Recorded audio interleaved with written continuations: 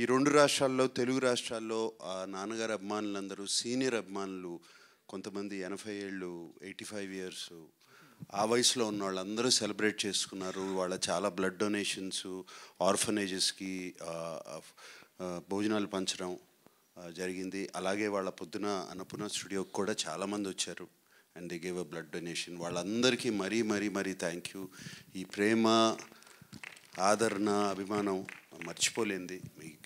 ఈ ఫ్యామిలీ ఎప్పుడు మర్చిపోదు.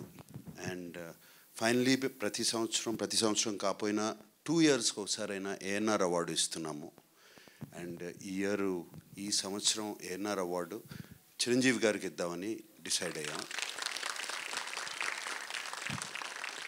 అండ్ ఆయన చెప్పినగానే చాలా హ్యాపీగా ఎమోషనల్గా ఆల్మోస్ట్ హగ్ చేసుకుని thank you Nag and Venkat, అది ఆ సెంటనరీ ఇయర్లో ఇస్తున్నారు. I'm so happy.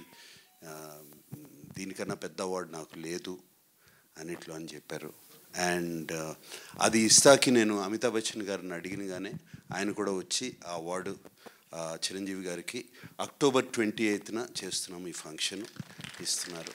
So we are very happy to announce that. And thank you specially to the media friends. అందరూ వాళ్ళ ఆర్టికల్స్ అన్నీ నాకు వచ్చినాయి, చూపించారు. అందరూ అన్నపూర్ణ నుంచి పంపించారు. అందరూ అడగకుండా అంత బాగా రాశారు నాన్నగారు గురించి. మరి thank you very much. And YLP గారు థ్యాంక్ యూ అండి. నేను నిన్న మిమ్మల్ని వైజాగ్లో కనపడి రండి మీరైతే బాగా మాట్లాడతారు అనగానే టక్కుమని ఫ్లైట్ ఎక్కి వచ్చేసారు. అండ్ ఆయన ఇందాక చెప్పారు. అలాగే వైఎల్పి గారు నాన్నగారి గురించి ఒక హిందీలో బుక్ రాశారు. అదేంటంటే పేరు మహాన్ అభినేత అక్కినేని కా విరాట్ వ్యక్తిత్వం అని రాశారు. నేను చూశాను, అద్భుతంగా ఉంది బుక్.